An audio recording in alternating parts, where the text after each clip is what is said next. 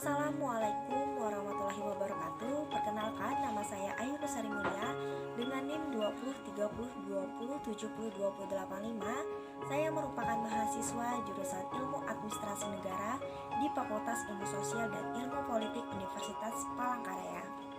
Jadi, video ini dibuat untuk memenuhi tugas mata kuliah Organisasi dan Administrasi Internasional dengan dosen pengampunya Ibu Yunita Asmawati. Baiklah, di video ini saya akan menjelaskan tentang 5 organisasi internasional dengan tipe organisasi non-profit atau organisasi nirlaba. Baiklah, langsung saja. Sebelumnya perlu diketahui apa itu organisasi internasional non-profit atau organisasi nirlaba. Baiklah, organisasi non-profit atau organisasi nirlaba adalah organisasi dengan tujuan utama mendukung suatu isu atau persoalan di tengah masyarakat.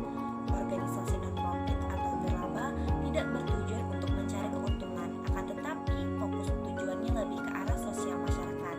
Untuk dana, biasanya organisasi nirlaba memperoleh dari para anggotanya, yaitu volunteer atau donatur. Baiklah, setelah mengenal apa itu organisasi non-profit atau organisasi nirlaba beserta tujuannya, sekarang kita akan mengenal beberapa contoh dari organisasi internasional non-profit atau nirlaba yang cukup terkenal di telinga masyarakat dunia.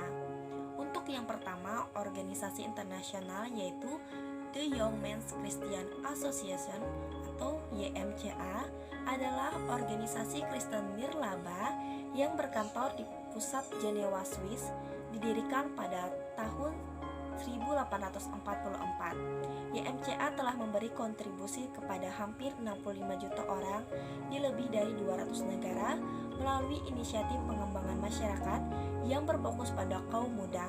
Organisasi ini terbesar pada tahun 2017 mencatat pendapatan hampir 7,4 miliar US dollar.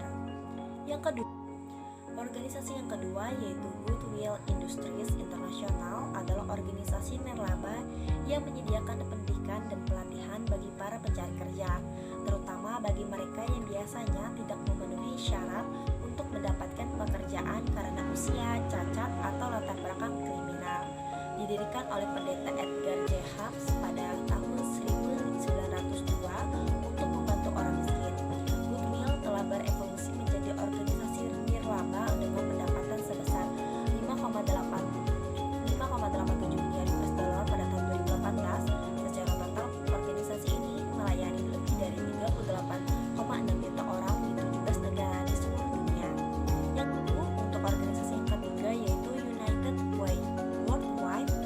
Organisasi ini berkantor di Virginia, Amerika Serikat.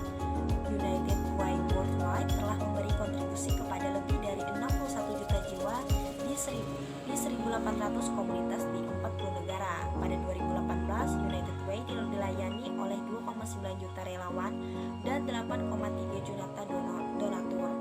United Way Worldwide didorong oleh sebuah visi untuk meningkatkan cara hidup masyarakat melalui pekerjaannya di bidang pendidikan, pendapatan, dan kesehatan.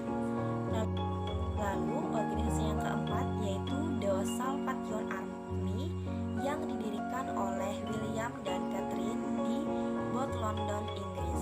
Salvation Army adalah organisasi amal Kristen internasional saat ini. Ia hadir di sekitar 132 negara dengan 26.753 petugas dan 112.203 karyawan. Sebagai bagian dari kegiatan kemanusiaan, The Salvation Army adalah salah satu organisasi yang menyediakan bantuan kemanusiaan darurat di seluruh Amerika Serikat bagian selatan dan Puerto Rico.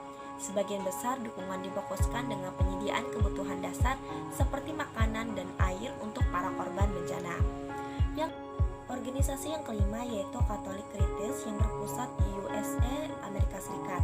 Didirikan pada tahun 1910, Catholic Charities telah berkembang menjadi salah satu organisasi nirlaba terbesar di dunia dengan pendapatan lebih dari 3,74 miliar US dollar pada tahun 2017. Berkantor pusat di Alexandria, Virginia, organisasi ini berfungsi sebagai kantor nasional selama lebih dari 160 badan amal Katolik yang melayani jutaan orang per tahun.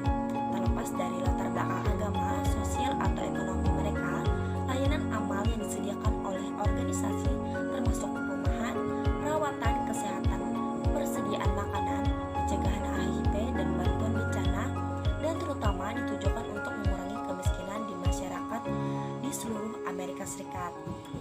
Itu tadi penjelasan saya mengenai organisasi internasional non-profit atau nirlaba.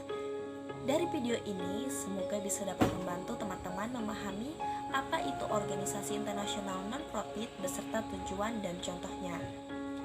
Itu saja yang dapat saya jelaskan. Wassalamualaikum warahmatullahi wabarakatuh. Terima kasih.